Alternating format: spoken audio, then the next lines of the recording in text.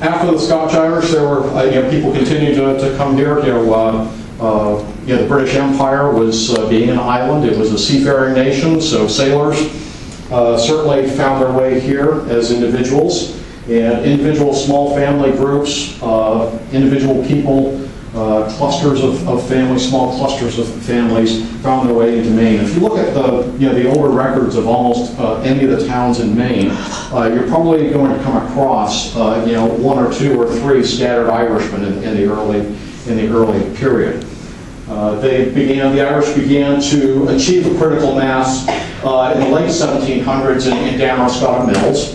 That's where the oldest Catholic church, Irish Catholic church, is in Maine and New England, in St. Patrick's. And nearby in North Whitefield is the second oldest church as well, Irish church in Maine.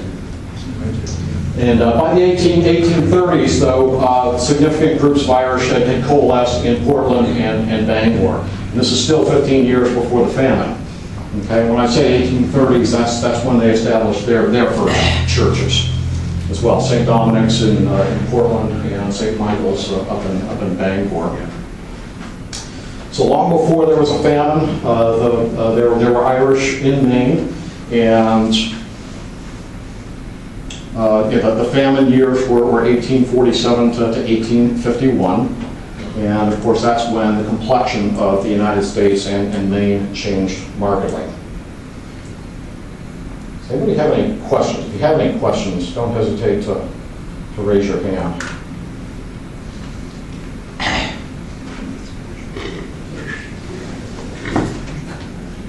And if I'm not speaking loud enough or clearly enough, either raise your hand or throw something at me, okay? So here in Lewiston and Auburn, one of those early Irish that was here was Jacob Roke. And Jacob's father's name was Martin Rourke. And Martin had come to the United States about the time of the American Revolution. He fought in the American Revolution and eventually settled in Durham, where Jacob was born. And this is an example of one of those early scattered Irish families. And Jacob was an interesting guy. His father died when he was about 2 years old. So he himself probably didn't identify as Irish as much. His mother was presumably of Yankee stock. This is one of those pieces of research that still needs to be done, is to look at who his mother was. So he grew up he wasn't Catholic. There were no Catholic churches here at the time. So these early Irish often just blended in with the folks that they ended up living with and became Congregationalists, Baptists, and Methodists, and what have you.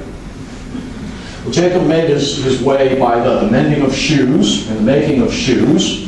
In about 1835, he moved to Auburn, set up shop down at what's called Goff's Corner, which is down where Gritty's is. Does everybody know where Gritty's is? Just down at the end of the North Bridge?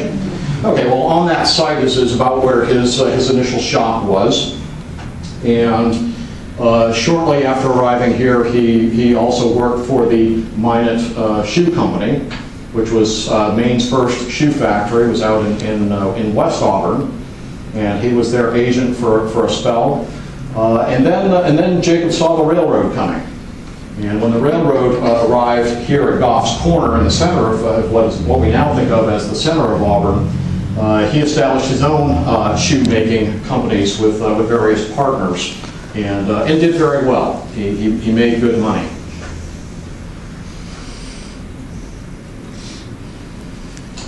This is his house.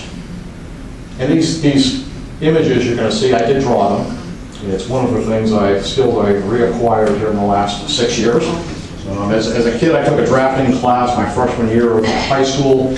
I was in an Air Force family, so I was far away. We moved up here, and for whatever reason, I didn't pick it up when I got here. And it has lain dormant, but I've had some time on my hands the last few years, and so I started drawing again. I'd seen a lecture about historic buildings and said, well, I'll draw buildings.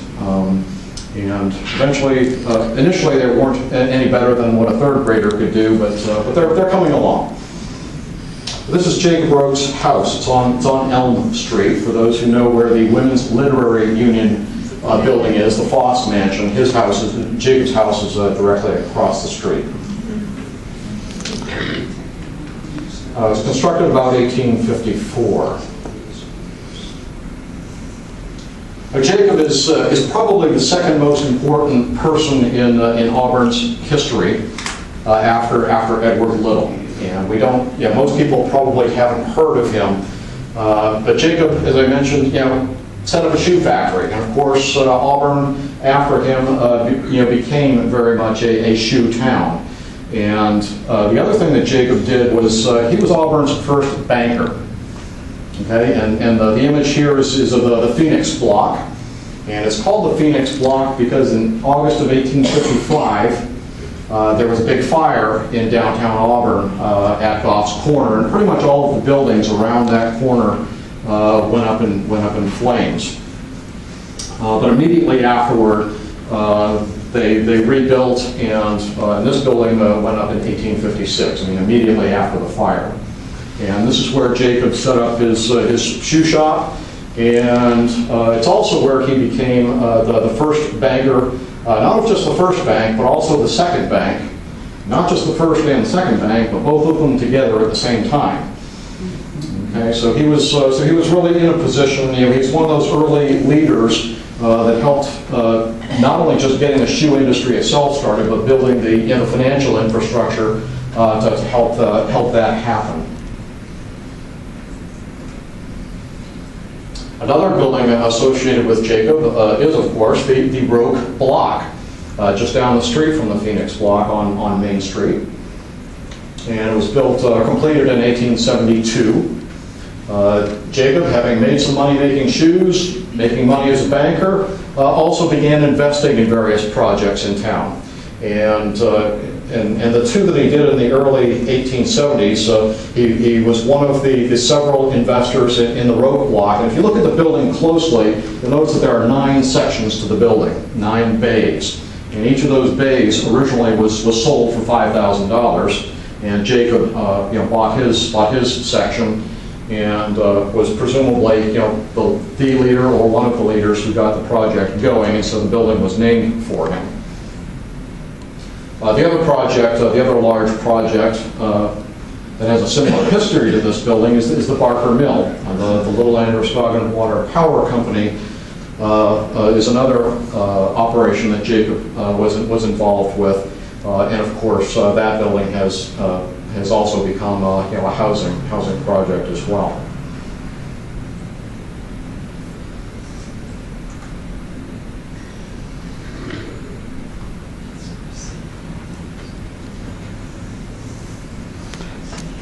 So Jacob Roke was one of the early Irish. I don't know if he was the only one. There may be other folks out there who were of Irish origin of one sort or another. I haven't found them yet, so there's work to be done. It's an interesting question. What were there other early Irish here in Lewiston and Auburn? I don't know at this point. But the Irish did come in great numbers, and starting in 1847 with the building of the Androscoggin and Kennebec Railroad. Okay, and this is one of the, when the Irish fresh off the boat from the famine would work for almost anything and next to nothing. And so building railroads and building canals, not just in Maine, but all across the country, was one of the occupations that they could easily acquire to get on this side. The Androscoggin and Kennebec Railroad was created partly to help Lewiston and Auburn get off the ground. Lewiston and Auburn are different from, let's say, Portland and Bangor. Portland and Bangor are both port cities. Portland, of course, is directly on the ocean, so they can ship goods. They could ship goods in and out very easily by water, and so Portland prospered. Bangor, likewise, the Penobscot River is wide and deep, and so Bangor and Brewer developed also and were very prosperous. Lewiston and Auburn had a problem. They're on the river, but the Androscoggin is relatively shallow and has these nice falls. along the way, which ships find difficult to get over. So this area was very much a backwater at the time. The Little family had this, and others had this idea for how to harness the power from the falls, because that was very impressive at the time. This is a resource they knew they had, was just the mechanical power of the water falling, powered mills. And Lowell, Massachusetts was up and running in grand style as a model mill town. And they thought, well, we've got some falls here, we could make something like that happen here as well. And so in the 1830s, they developed a plan for textile mills on the Lewiston side of the river. There were two problems.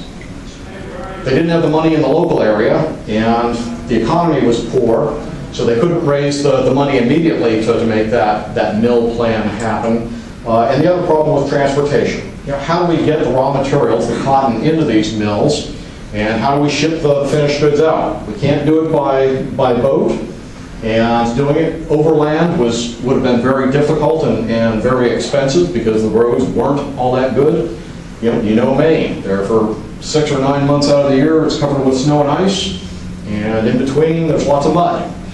So the plan had to wait for the railroad to get here, and with the arrival of the railroad, the mill plan became realistic and could get off the ground. Now, Portland was building a railroad from Portland up to Montreal at this time, the early mid-1840s, and so the Androscoggin and Kennebec connected with the Grand Trunk or the Atlantic and St. Lawrence line at Danville, and this is the line that's still in use today that runs over the falls. That's how the Irish first arrived in numbers here. They arrived as work gangs on the railroad.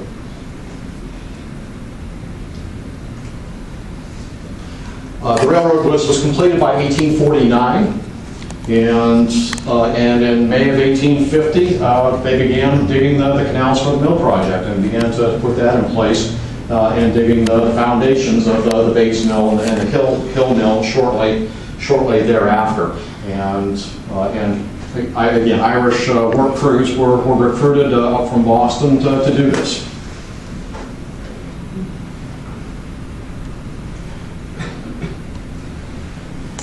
Now, some of the interesting things that I found were some of the details of the lives of these people. And when I was researching my great-grandfather, I was looking him up in the city directories. And for most people, there's a street name next to their name to tell you where they lived. For my great-grandfather and many of the Irish people, other Irish names, there was this phrase. Didn't seem to be a street name. It was, well, he lived on the patch.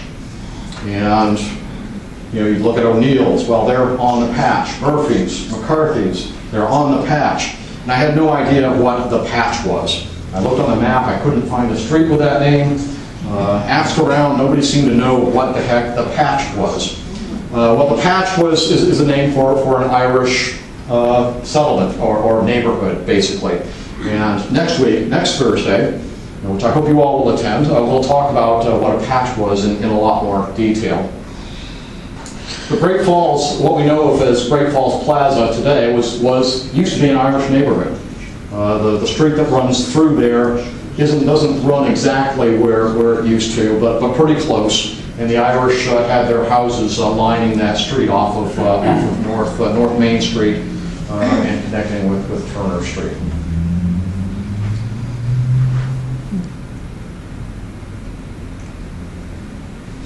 The Irish continue to arrive. Long after the famine. My great-grandfather came in the early 1870s with his family, and there was some land agitation. Things were changing and getting better for the native Irish in Ireland, but it didn't come without disturbances. And I don't know that that's why my family came, but it's a distinct possibility. Dennis Sullivan Dennis came in the late 1880s. With his family, his parents, and they came from southwest County Cork as well. And then he had a little market. It was located at 10 to 12 South Main Street in Auburn, right next to where Roley's Diner is. Does everybody know where Roley's is?